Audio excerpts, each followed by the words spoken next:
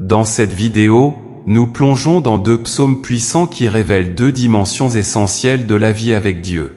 Le psaume 1 nous ramène aux fondations, il montre le contraste entre la voie des justes et celle des méchants, et nous enseigne que la vraie bénédiction se trouve dans la méditation de la parole de Dieu. Celui qui s'attache à l'Éternel devient comme un arbre solidement enraciné, qui porte du fruit en toute saison. Le psaume 45, quant à lui, nous fait lever les yeux vers la grandeur du roi choisi par Dieu. C'est un chant royal, un poème qui célèbre la beauté, la justice et la majesté du Messie. Il révèle la gloire du roi éternel et l'amour que Dieu manifeste envers son peuple. En les réunissant, ces 2 psaumes nous rappellent que marcher avec Dieu, c'est à la fois s'enraciner dans sa parole et reconnaître la royauté, la beauté et la souveraineté de notre roi. Un chemin de stabilité, de force et de gloire. Psaume 45. Verset 1. Au chef des chantres.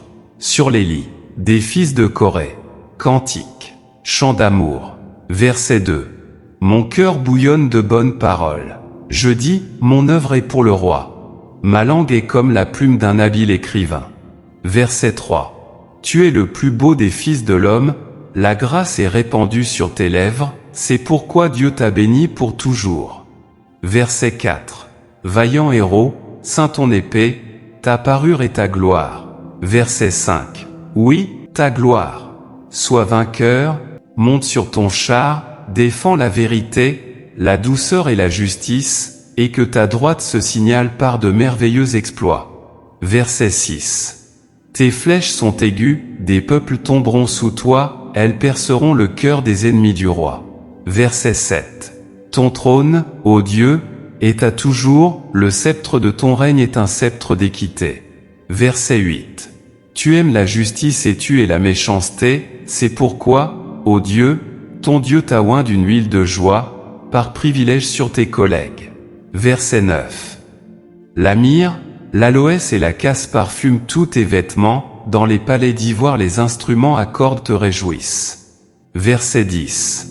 Des filles de rois sont parmi tes bien-aimés, la reine, parée d'or d'Ophir, se tient à ta droite. Verset 11.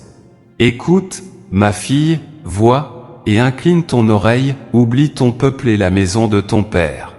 Verset 12. Et le roi portera ses désirs sur ta beauté, car il est ton Seigneur, rends-lui tes hommages. Verset 13. Et la fille de Tyr, avec des présents, et les plus riches du peuple, rechercheront ta faveur. Verset 14. Toute radieuse paraît la fille du roi dans l'intérieur, sa robe est tissue d'or. Verset 15. Elle est présentée au roi, vêtue de ses habits brodés, des jeunes filles, ses compagnes, l'escortent. Verset 16. On les introduit avec joie et allégresse, elles entrent dans le palais du roi. Verset 17. Tes fils prendront la place de tes pères, tu les établiras princes dans tout le pays. Verset 18. Je rappellerai ton nom dans tous les âges, aussi les peuples te loueront éternellement et à jamais. Psaume 1.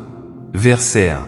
Heureux l'homme qui ne marche pas selon le conseil des méchants, qui ne s'arrête pas sur la voie des pécheurs, et qui ne s'assied pas en compagnie des moqueurs. Verset 2. Mais qui trouve son plaisir dans la loi de l'Éternel, et qui la médite jour et nuit. Verset 3. Il est comme un arbre planté près d'un courant d'eau, qui donne son fruit en sa saison, et dont le feuillage ne se flétrit point. Tout ce qu'il fait lui réussit. Verset 4. Il n'en est pas ainsi des méchants, ils sont comme la paille que le vent dissipe. Verset 5. C'est pourquoi les méchants ne résistent pas au jour du jugement, ni les pécheurs dans l'assemblée des justes. Verset 6.